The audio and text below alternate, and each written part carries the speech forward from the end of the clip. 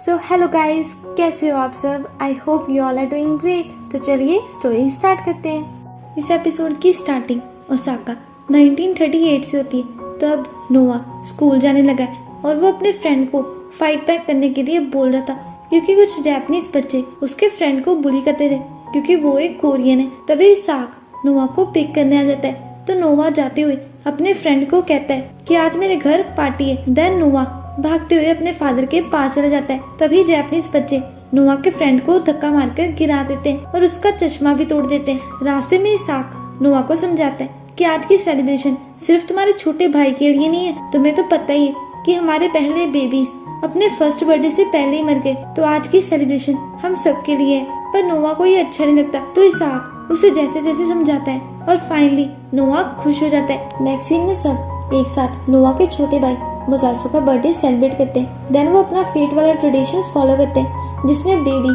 किसी एक चीज को हाथ लगाता है। नोवा ने तो अपने टाइम रेड और व्हाइट थ्रेड को पकड़ा था जिसका मतलब है लॉन्ग लाइफ, पर हमें ये नहीं दिखाया जाता कि मुजासु ने किसे चूज किया है। 1989 संजय हाना के लिए एप्पल काट रही थी और डॉक्टर्स हाना का चेकअप कर रहे थे।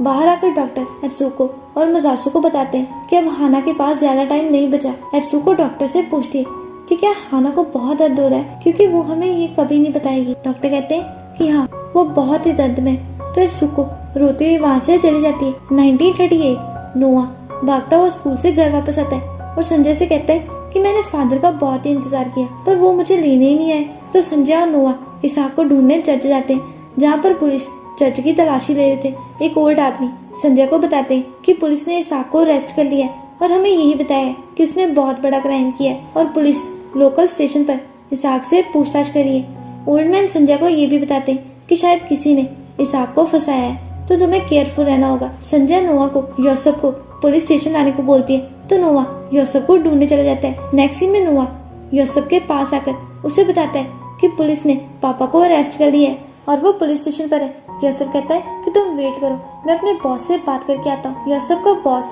योसेफ को 1 घंटे की छुट्टी देता है, तो योसेफ नोआ के साथ चल पड़ता है। 1989 सोलोमन मुजासु को भी बता देता है कि मुझे बैंक वालों ने फायर कर दिया क्योंकि मिस क्यूमजा ने लास्ट मिनट में अपना फैसला बदल लिया और मैंने ही उन्हें साइन करने से रोका था। मुजासु से पूछते हैं कि तुमने ऐसा क्यों किया, तो सोलोमन उन्हें जवाब देता है कि मैं ऐसा ही चाहता था। मुजासु सोलोमन को जल्द से जल्द अमेरिका वापस जाने को बोलते हैं। सोलोमन कहता है कि अब मैं वापस नहीं जा सकता क्योंकि मेरा वीजा कैंसिल हो चुका है और अमेरिका कोई आंसर नहीं है, वो बस एक फैंटेसी है। पापा, अब मुझे कोई भी कंपनी हायर नहीं करेगी और अब सिर्फ योशी ही मेरे साथ काम करेंगे और वो मुझसे मिलने आए थे। मुजासु से कहते हैं कि तुम योशी के साथ कोई काम नहीं करोगे।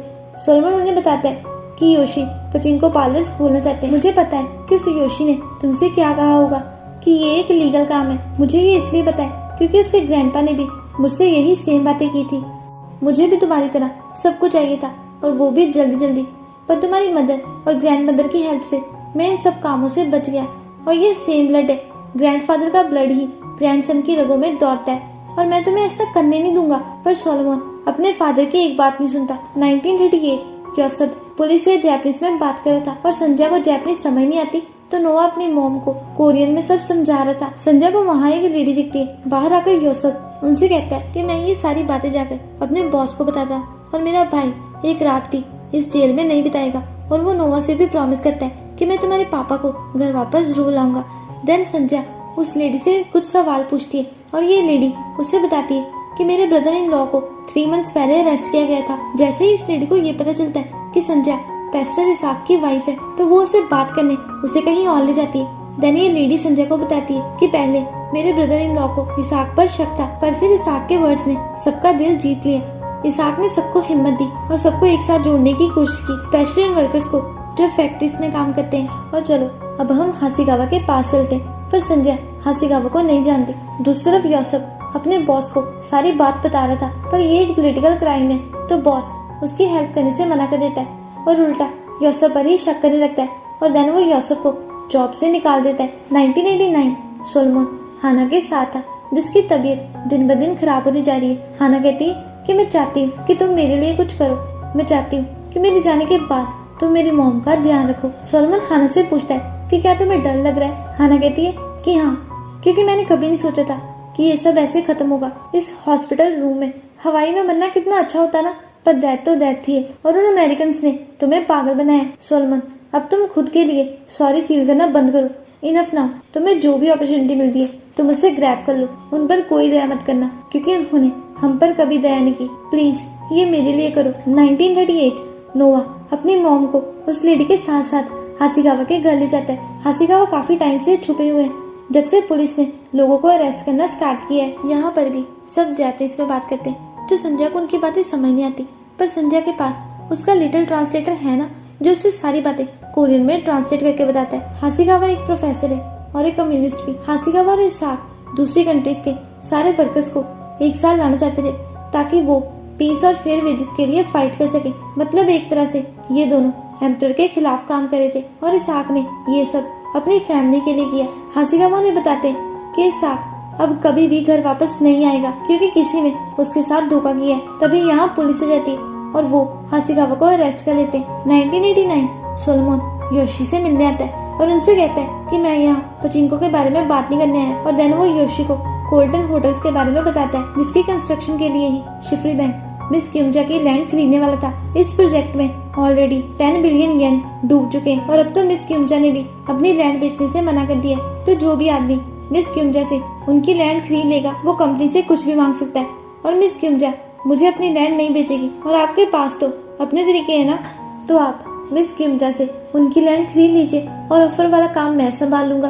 तो योशी सोलोमन को बताते हैं कि इन फ्यूचर फाइनेंशियल क्राइसिस होगा, तो हमें जल्दी अपना काम करना होगा। देन सोलोमन योशी को ये भी बताता है कि वो अपनी फ्रेंड के लिए कुछ करना चाहता है। हॉस्पिटल में हाना अपनी मॉम को बताती है कि मम्मा मैं बहुत ही थक चुकी हूँ, मैं अब एक लंबी नींद सोना चाहती हूँ। एसुको अपनी बेटी को बहुत ही प्यार करती है। मुजासु ने सोलोमन वाली बातें संजय को बता दी थी, पर संजय को सोलोमन पर पूरा विश्वास है कि वो कोई गलत काम नहीं कर सकता। मुजासु कहते हैं कि फिर तो नोवा को भी अच्छी परवरिश मिली थी ना, पर देखो उसके साथ क्या हुआ। जस्ट बिकॉज हम उनसे प्यार करते हैं इसका मतलब ये नहीं है कि हम उन्हें जानते हैं। 1938 पुलिस संजय से पूछताछ कर रही थी, पर संजय उन्हें सीधा सीधा जवाब देती है कि वो पढ़ लिख नहीं सकती। संजय कहती है कि मैं जिस आदमी को जानती हूँ वो एक हस्बैंड, एक फादर और एक पेस्टर है, और एक बहुत ही अच्छा इंसान भी है। 1989 मुजासु संजय से सॉरी कहते हैं, क्योंकि उन्होंने जाने में नोवा की बात करके संजय का दिल दुखाया था। संजय कहती है कि तुम्हें क्या लगता है कि मैं ऐसा सोलोमन के साथ होने दूंगी? क्या तुम पागल हो? सोलोमन तुम्हारा भाई नहीं है, और उस टाइम जो हुआ मैं वैसा दोबारा नहीं होने दूंगी। नेक्स्ट सीन में हाना के पास सब थे सिवाय सोलोमन के, तो वो सोलोमन के बारे में पूछती है। 1988 नोवा को पुलिस स्टेशन के बाहर इसाक दिखता है, तो वो अपने फादर से मिलने के लिए भागता है। इसाक भी उनसे मिलना चाहता था। नोवा पुलिस ऑफिसर से काफी लड़ता है, पर पुलिस ऑफिसर इसाक को अपने साथ ले जाते हैं। ये शायद आखिरी बात था जब इसाक अपनी फैमिली से मिला। नोवा कार के पीछे भागता है और संजय नोवा को पकड़ने की कोशिश करती है, पर नोवा अपने पापा से मिलने के लिए कार के पीछे भागता ही जाता है। 1989 सोलोमन भागता हुआ हाना के पास आता है और उसे अपने साथ कहीं ले जाने लगता है। सब सोलोमन को रोकते हैं, पर सोलोमन और हाना बहुत ही खुश थे।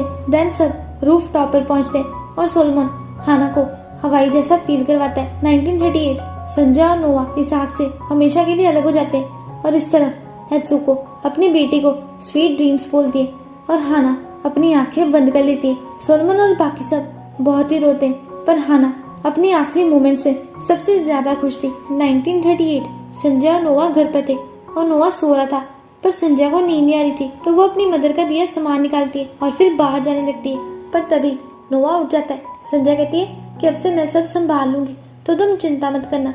तो नोवा फिर से अपने छोटे भाई मुजासु को हक करके सो जाता है। 1989 संजय सोलोमन को वही हांसू वाली वॉच देती है और कहती है कि मैं समझती थी कि ये वॉच हमारे लिए एक कर्स है, बट मुझे अभी रियलाइज हुआ कि इस वॉच ने हमारी फैमिली को बचाया है और ये आगे तुम्हें भी प्रोटेक्ट करेगी। मिस क्यूमजा अपने घर पर काम करी थी और देन उन्हें बाहर डॉग्स की आवाज आती है, तो वो उस आदमी पर गुस्सा करने लगती है, पर जैसे ही वो आदमी उनकी तरफ देखता है तो वो डर कर अंदर चली जाती है और दरवाजे वगैरह लॉक कर लेती है। 1938 संजय डिसाइड करती है कि वो किमची बनाकर सेल करेगी ताकि उनका घर चल सके। योसफ को ये बात अच्छी लगती, तो वो कहते हैं कि चाहे मुझे भीख मांगनी पड़े, पर मैं बच्चों को भूखा नहीं सोने दूंगा। पर संजय तो सिर्फ उसकी हेल्प करना चाहती थी। देन क्योंगी भी संजय की हेल्प करती है। नोवा अकेले ही स्कूल जा रहा था क्योंकि अब इसाक उसके साथ नहीं है। तभी हांसू आ जाता है और उसे पूछता है कि तुमने मुंह को लटकाया हुआ है, जब मैं तुम्हारी उम्र का था तब हम स्कूल जाना अफोर्ड नहीं कर सकते थे, तो तुम स्कूल को फॉर ग्रांटेड मत लेना।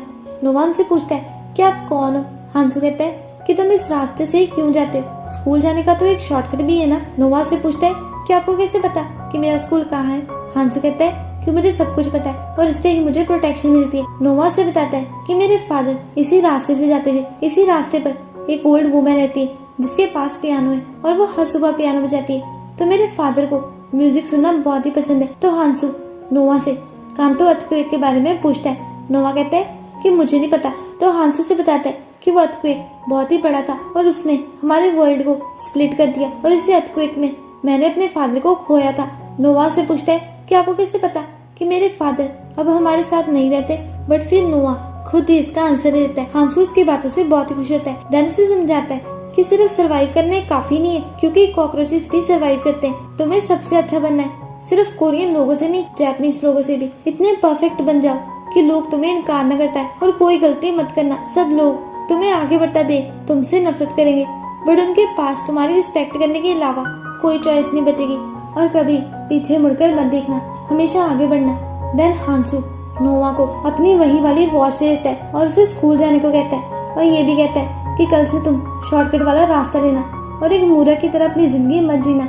देन नोवा वहाँ से चला जाता है। संजय भी किमची सेल करने के लिए घर से निकल पड़ती है और अब से क्यों ही घर पर बच्चों का ख्याल रखेगी। संजय मार्केट पहुँच जाती है और कोई भी उसे अपनी कार्ट लगाने के लिए जगह नहीं देता, पर एक मीट सेलर संजय को कार्ट लगाने के लिए जगह दे देता है। संजय भी बाकी सेलर्स की तरह लोगों को आवाजें लगाती है और कस्टमर्स बुलाने की बहुत कोशिश करती है। फाइनली संजय को कस्टमर्स मिलने स्टार्ट हो जाते हैं और ये ब्यूटीफुल सा ड्रामा यहीं पर एंड हो जाता है। कॉलोनियल रूल के टाइम 2 मिलियन से ज्यादा कोरियंस जापान आए थे, जिनमें से नियर अबाउट 8 लाख कोरियंस को जापानीज गवर्नमेंट जापान लाई थी, वो भी अपने वर्कर्स बनाकर, जिनमें से काफी लोग वर्ल्ड वॉर 2 के बाद अपने होमलैंड वापस चले गए थे और 6 लाख पीपल यही जापान में रह गए थे। और उन लोगों में से कुछ लेडीज ने इस ड्रामा के जरिए अपनी स्टोरीज सबके साथ शेयर करी है।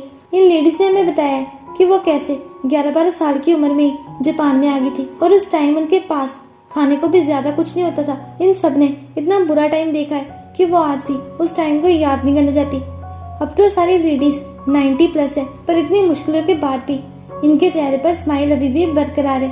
तो चलिए मिलते हैं किसी ऐसे ही अमेजिंग ड्रामा के साथ। तो अगर आपको वीडियो थोड़ी सी भी अच्छी लगी तो वीडियो को लाइक कर देना और वीडियो कैसी लगी ये मुझे कमेंट करके बताना। And do subscribe my channel. So मिलते हैं नेक्स्ट वीडियो में। Bye bye, see you again.